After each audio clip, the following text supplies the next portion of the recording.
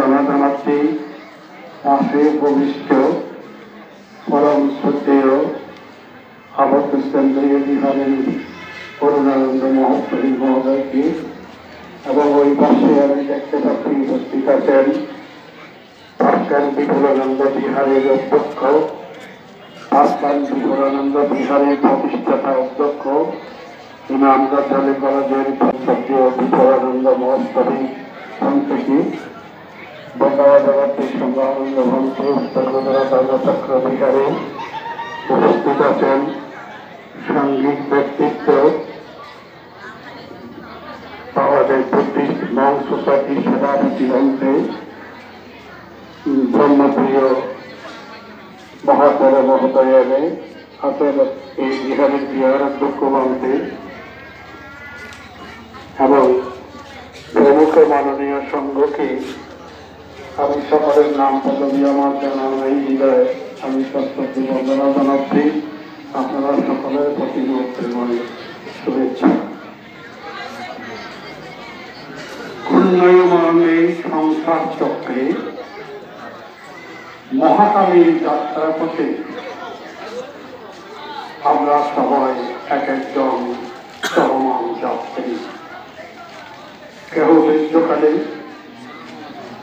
কেহ যৌবনে, কেহ শিশুকালে, আবার কেহ কেহ মাতৃ গর্ভে এই পৃথিবী ত্যাগ করে চলে যাচ্ছে।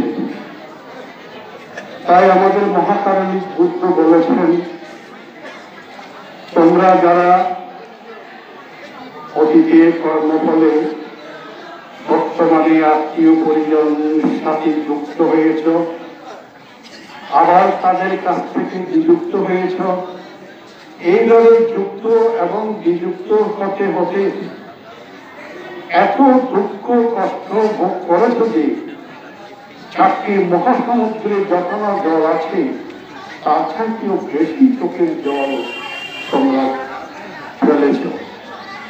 তারপরে কি মুক্তি মিলছে? তারপরে মুক্তি কোনো গ্যারান্টি নাই। 31 রকমের মধ্যে ঘুরে ঘুরে ঘুরে ঘুরে আমরা জন্ম এবং মৃত্যু ইত্যাদি পরিক্রমণ করছি।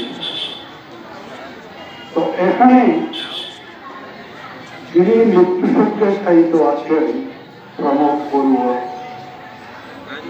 আমার মামার বাড়ি যেহেতু এখানে, তাকে খুব ছোট থেকে, আমার ছোট বয়সে 3-4 বছর বড় হবে, অনেক ছোট থেকে দেখে আসছি।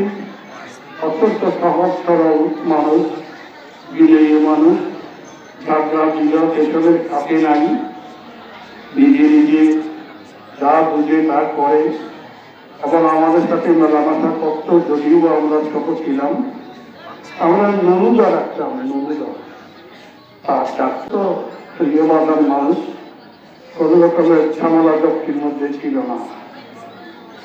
তো তার এই মৃত্যু এখন আমরা যথাযথ বলি, তার পারিবারিক পরিস্থিতি, তাকে উন্নতি, তাকে আমরা বিভিন্নভাবে মূল্যায়ন করছি। আসলে সে কি শুনছে কথাগুলো? কথাগুলো কি সে শুনছে না? তার কান আছে কিন্তু শুনছে না, চোখ আছে দেখছে না, হাত পা আছে স্পন্দনহীন। এইগুলি একটু পরে তাকে শ্মশানে নিয়ে যাওয়া হবে, তখন একেবারেই সে নিঃশেষ হয়ে যাবে। তো এখন আমরা যারা অনিত্য সভা করি, অন্যান্য ধর্মাবলম্বীরা সাধারণত এরকম করে না। এরকম অনিত্য সভা কোন সম্প্রদায়ের মধ্যে দেখা যায় না, এটা শুধু বড়ুয়াদের মধ্যে দেখা যায়। এবং অনেক হিন্দু সম্প্রদায়ের লোকেরা আমাদেরকে নানা রকম কথা বলে যে কেন এতক্ষণ পর্যন্ত রেখে দেওয়া হয় বা ইত্যাদি ইত্যাদি, এত লোকজন এত সমারোহ করার কারণ কি? এটার কারণ হচ্ছে একমাত্র, এই কারণের মধ্যে আমরা কেউ নাই। আমরা কেউ আসছি, কেউ বসছে, কেউ খাচ্ছে, কেউ কথা বলছে, কিন্তু এরকম একটা পরিস্থিতিতে আপনাকেও মোকাবেলা করতে হবে। আপনাকে এই জন্য এটাকে অনুষ্ঠিত বলা হয়। বলা যাচ্ছে যে এরকম পরিস্থিতি আমার জন্য একদিন আসবে, এরকম শুয়ে থাকবে, সামনে কুসঙ্গ থাকবে এবং পেছনে লোকেরা এরকম ভাবে কেউ কান্না করবে, কেউ কথা বলবে, কেউ কত কিছু যে তার প্রতিক্রিয়া, এটা এই জিনিসটা অন্তরে ধারণ করার জন্য এইরকম প্রত্যেকটা ব্যক্তির এরকম একটি অবস্থা হবে, এতে কোনো সন্দেহের অবকাশ নেই। এই লোকটি মৃত্যু হয়েছে মানে একেবারে সে তো আমাদের যেমন সাবজেক্টে হতে বলে আগামী জীবনে শুভ দিয়েছে সে কথা নয়। সে জীবনে যা কিছু কর্ম করেছে তার ফল ভোগ করার জন্য তাকে আরেকটা জন্ম পরিগ্রহ করতে হচ্ছে।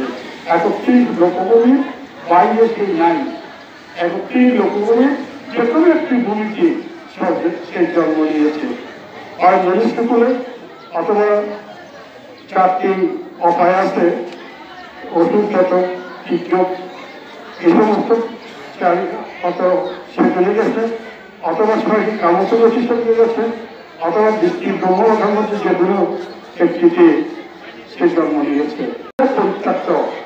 এখানে আমরা যারা তার ভাই বোন আছে বা স্ত্রী পুত্র আছে যারা কান্না করছে তাদের সাথে তার কোনো সম্পর্ক নাই, সে এমন জন্ম পরিগ্রহ করেছে। তো এখন আমরা করবো কি, এই যে কিছুক্ষণ আগে বললো তাকে পুণ্যদান করা ছাড়া আমাদের আর কোনো উপায় নাই। তবে পুণ্যদান যদি কেউ পুণ্য পাবে এমন কোনো কথাও নাই। কোনো কোনো জায়গায় গেলে পুণ্য পাবে, কোনো কোনো জায়গায় গেলে পুণ্য পায় না। সে যদি পুণ্য পাওয়ার মতো জায়গায় গিয়ে থাকে, অবস্থান করে থাকে, আসুন আমরা মধ্যে চিত্তে তাকে পুণ্যদান করি এবং তার যদি সে পুণ্যের প্রয়োজন হয় সে পুণ্য গ্রহণ করে কেউ উদ্যোগীকে গমন করুন, এবং যদি তার নিম্নদিকে থাকে তাহলে উদ্যোগীকে গমন করে, উদ্যোগীকে থাকলে আরো উদ্যোগীকে গমন করতে সক্ষম হোক এই আশাবাদ ব্যক্ত করছি এবং তার ক্ষতিগ্রস্ত পরিবারের সকলের প্রতি সমবেদনা জানিয়ে মাননীয় সংঘকে আবারও অবনতশীল বর্ণনা জানাই আমার সংক্ষিপ্ত কথা এখানে শেষ করছি। জগতে সফলভাবে স্মৃতি হোক।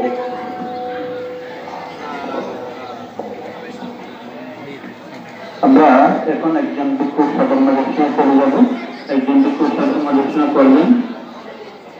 পরম শ্রদ্ধেয়